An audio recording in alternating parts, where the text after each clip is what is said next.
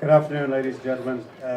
My name is Peter Gilis, and I'm very pleased to be here from the Learnovate Centre to talk to you this afternoon. I'm hoping that there's one of two takeaways that you might get from this afternoon's presentation, because we're wondering what way we should angle this presentation. And what we're saying is we're in the middle of developing an ecosystem in EdTech, and EdTech refers to technology-enhanced learning. We're a research centre looking at that. And we're finding that success has been driven through the development of an ecosystem. So there's kind of two things. One, no matter what area you're interested in, we're hoping by sharing what we're doing, possibly you can take it back to your own areas. Or also, if you think the EdTech industry is one that you might be interested in getting involved in, it's to give you a little bit more insight into what we do. So teaching and learning is definitely changing.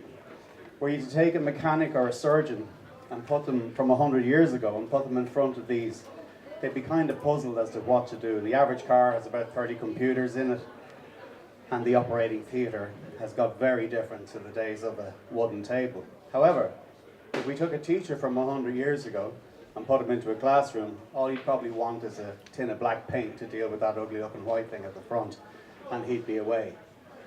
So teaching and learning hasn't changed. It hasn't been disrupted by technology like other industries has. There's a reason for that as well, because it's such a valuable prize. If we get teaching and learning wrong in the school education program, we live with the legacy of it for a lifetime. So it tends to be quite a conservative industry when it comes to adopting technologies. In terms of how EdTech has evolved in terms of learning, if we go back to the 80s, we started off with computer-based training, green screen, text-based, all local on a floppy disk, and pretty much only Y and then answers going in. It evolved, and this is when I entered into the arena, was in the multimedia, and we thought we were great then because we had video, animations, buttons that you could click, and all sorts of great things. However, again, it was all running locally on a computer, off a CD, and really it limited the interaction that could take place. Roll on the internet and we got the connectivity, but actually we got kicked right back to the green screens because the bandwidth was so narrow that feasibly all we could really get up and down the pipe at that stage commercially was text again. And that brings us to today. And where we find ourselves pretty much in the last kind of 5 to 6 years is we have the perfect storm for bringing and revolutionizing technology into the learning space. And just examine that in a little bit more detail. So we have accessibility. That phone at the top is called the Freedom 251. It's just being released in India at the moment. It's called the 251 because that's the amount of rupees it costs, which equates to about $4. It's a 4-inch color screen. It's got, I think, a gig of RAM, 8 gigs of space. So it's a high-spec machine, and it's knocked out at $4. And while that's an extreme, we all know that mobile devices are now very affordable. Next is mobility, through the combination of broadband and also the devices that we can take with us. We can take our learning anywhere, anytime. And last is interaction, and that's again back to the broadband. So now it's possible to interact among peers and also back and forward with teachers and learners.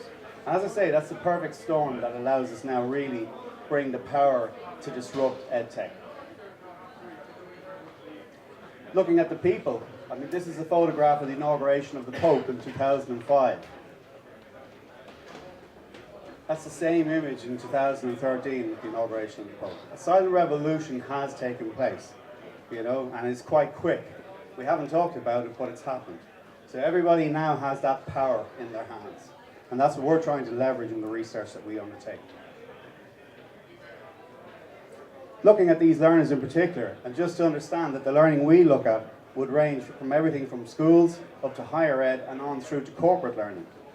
And the people in that space are predominantly either the RDI Generation or the millennials. And they're quite and I know a lot of people will debate the timeline because there's a lot of different people say different figures. Take it as a blurry line, okay? Pretty much they're in that space. And there's some particular things that are changing in these generations that are coming through. First is they expect technology to play a large role now. It's everywhere else in their lives. It's in their hands all the day. And then they go in and they deal with a book in the classroom. They do everything else on these devices. And yet, in the education space, it doesn't tend to. They want to be able to look for their own information. On the right, they're also able to multitask across various devices at once, in stark difference from previous generations. So this is a dynamic shift in the learner profile that we're looking at these days. And in their own words, I don't need to learn facts, they're always at my fingertips. Now we can have a philosophical debate on the pros and cons of that particular one, but it's their belief that realistically the knowledge they need is constantly at their fingertips.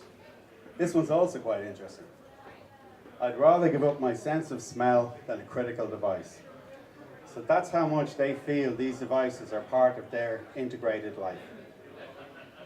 But on the other side, they're so comfortable learning and adapting to technology change. They are emerging, and we operate by listening to industry. And we're hearing this at the schools level, and it's actually part of the junior cert reform, and also at the corporate level, that there's a deficiency in soft skills. You could call that transversal skills, some people call them cop-on skills, but it's those skills like communication, collaboration, the ones that travel with you and are not job specific. Another word that's used for it is the T professional, where the upright refers to the knowledge and the crossbar are all those features that they can take with them across different roles and different occupations. And there is research showing there that the generation coming through are deficient in those skills. So it's another area of research that needs to be looked at. That's the scene setting part of it. So we have a technology side of it and we have a learner side of it that's in dramatic change and is driving this kind of storm to change how we teach and learn at the moment. But in terms of building an ecosystem, we have found that there were really 5 key ingredients that we needed to look at, or we needed to come together. And I heard it referred by the last speaker, a market worth chasing. And I understand that, you know, against industries like fintech or possibly medical devices, these figures are not that dramatic, but it is still very much a market worth chasing for. So 165 billion in 2015, and estimated to be worth 243 by 2022, which also shows quite a significant path of increase. And just looking at Ireland's track record, so I mean, this is the second part of this ecosystem. Ireland has a reputation for punching well above its weight in an awful lot of areas, traditionally in areas like ICT and in pharma, but also in the EdTech space. These companies have been working in this space for over 3 decades, basically working along that evolutionary chain we talked about earlier, everything from green screen through multimedia. So we have an awful lot of expertise in this area. And allied to the commercial expertise, we have academic expertise. The institutions in Ireland have been researching technology and personalised learning for decades as well. In fact, our own academic director, Professor Vinnie Wade, will be looking at personalised learning for about 2 decades at this stage. So we have a track record. Next is a vibrant startup scene. All these companies are members of Learnovate, and they're all guys who either come from those big boys that we had in the previous screen, or have just come from academia with smart ideas on how to transform teaching and learning. A favourable policy environment. You know, we have the Department of Jobs, Enterprise and Innovation. We have a Department of Innovation. You know, I mean, not every country has this. And London is currently targeting the EdTech sector too. They would give anything to have the sort of support that we have in this country from the DJEI. In terms of where that rubber hits the road, we have the Enterprise Ireland IDA and SFI. SFI with its research centres, and Enterprise Ireland and IDA combined with the Technology Centre programme. 17 technology centres were one of those. And again, the Learnovate Centre, just to give you a little bit of insight into what it is we do. So we exist because of all this ecosystem. So we're here to support the industry by partnering business with world-class academic research. We have a multidisciplinary collaborative team. We have to look at every issue that we look at across all these different lenses to make sure that the results we do produce have basically started with pedagogy and then saw how the technology can support that. Pedagogy is education science, for want of a better term. And then we must look at the user interface, user experience, all underpinned by research excellence and commercial focus. Very briefly, and if anybody's interested, I'm more than happy afterwards to talk about, but these are the areas of research we look at. The dark ones in the middle representing the main research areas: metrics and assessment, social and formal, mobile collaborative, and immersive learning. Beyond our host walls of Trinity College, we're partners with WIT, NUIG, UCD, reaching into their expertise when we need it in the likes of data analytics or virtual reality. These are our members. We operate a member basis. This is basically the manifestation of that ecosystem. And what we find is it's the interaction between these guys that really drives the centre. We try to match to our members' needs.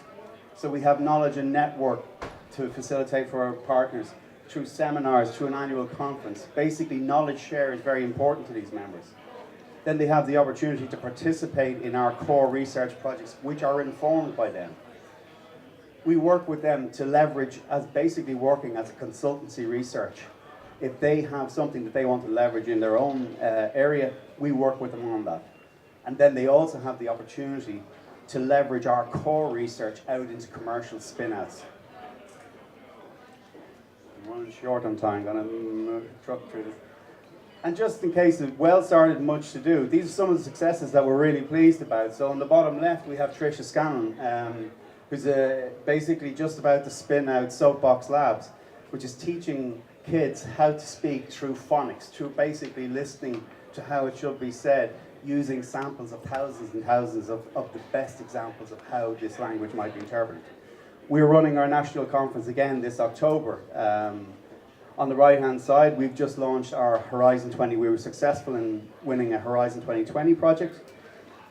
And Fishtree, another one of our members, has just had its adaptive learning software included in Hewlett-Packard's SchoolPack 2.0. So that's rolling out globally from an Irish startup firm. So we're well pleased, and there's many, many other stories that could be up on that board. We've much to do. And just to give you a little snippet into one area where we're trying to now provide innovation as a service. One of the things we notice is that startups have limited capacity to divert to other ideas.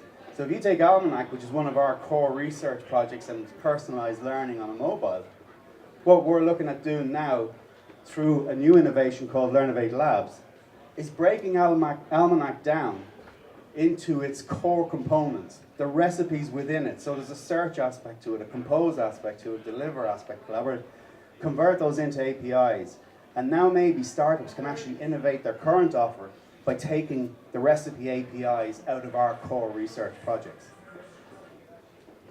That's what we're up to. I hope you found it innovative and enlightening. Thank you.